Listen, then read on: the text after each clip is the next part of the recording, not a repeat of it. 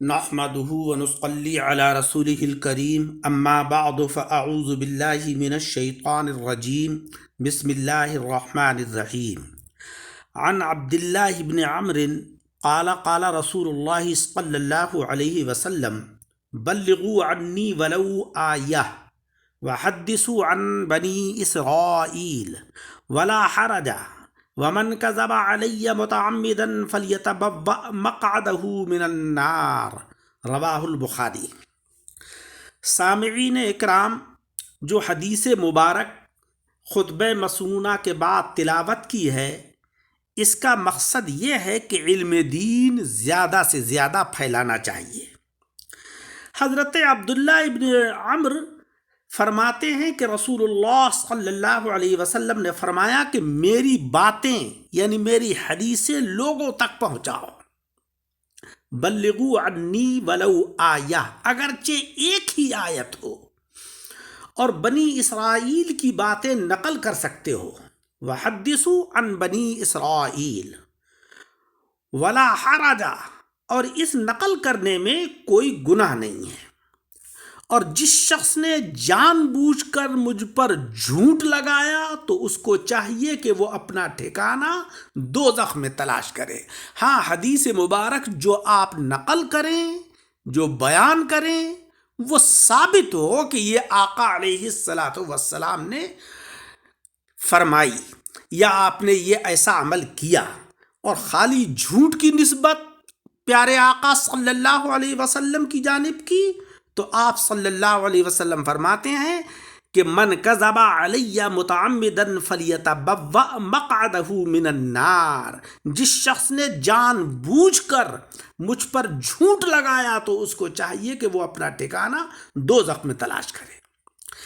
اس حدیث مبارک میں بلغوا عنی ولو آیہ، اگرچہ ایک ہی آیت ہو اس کو دوسروں تک پہنچاؤ۔ اس کا مطلب یہ ہے کہ پیارے آقا صلی اللہ علیہ وسلم کی وہ حدیث کہ جس کے الفاظ تھوڑے اور معنی بہت ہو اور بہت زیادہ فائدہ پہنچانے والی ہو۔ مثلا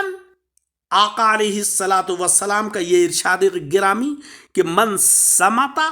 نجا، دیکھو اس کے الفاظ تو بہت تھوڑے سے ہیں، مختصر ہیں، مگر معنی بہت زیادہ ہیں۔ اس کا مطلب ہے کہ جو کوئی خاموش رہے گا وہ نجات پائے گا، کیونکہ بولنے ہی کے اندر گرفت ہوتی ہے۔ جب انسان بولتا ہے، اگر اس کی بات اچھی ہوتی ہے تو لوگ پسند کرتے ہیں،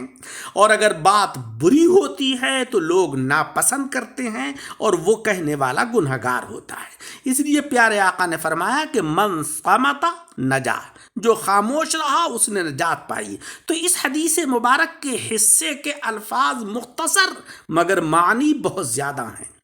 اسی طریقے سے وہ دوسری حدیثیں کہ جو مختصر لیکن جامع ہوں۔ پس اس جملے کا مطلب یہ ہے کہ میری حدیثیں زیادہ سے زیادہ لوگوں تک پہنچاؤ، اگرچہ تھوڑی ہوں۔ اس اعتبار سے گویا کہ آپ اس امر کی طرف متوجہ فرما رہے ہیں کہ علم کو پھیلانے اور دین کی روشنی سے جہالت کی تاریکیاں دور کرنے میں جو شخص جتنی محنت اور جتنی کوشش کر سکتا ہے، اس سے اس کو دریغ نہیں کرنا چاہیے، اس کو کوشش کرتے رہنا چاہیے۔ اور حق بھی ہے کہ اگر آپ کے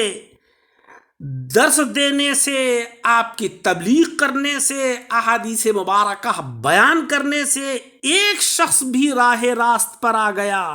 تو پیارے آقا علیہ الصلاۃ والسلام نے فرمایا کہ یہ سرخ اونٹوں سے بہتر ہے تمہارے لیے۔ اس حدیث میں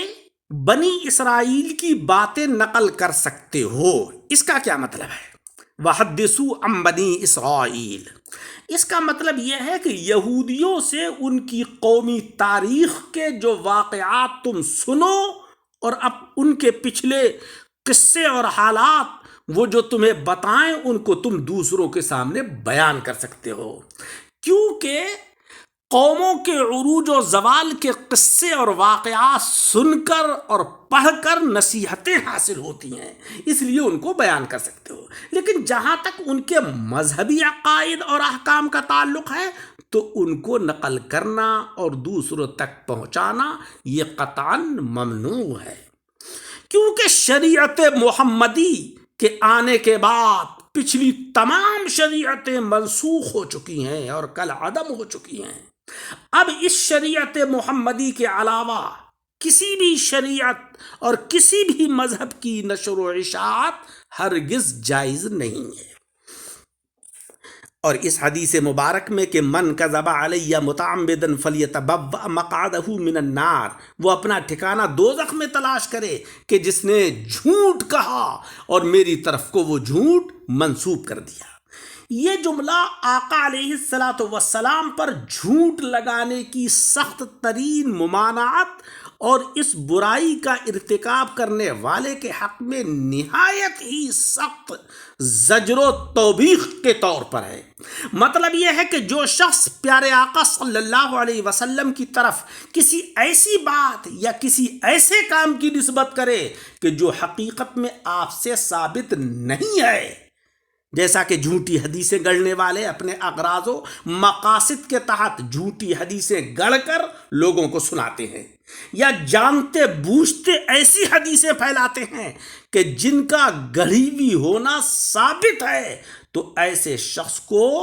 دوزخ کا عذاب بھگتنے کے لیے تیار رہنا چاہیے، کیونکہ آقا صلی اللہ علیہ وسلم پر جھوٹ لگانا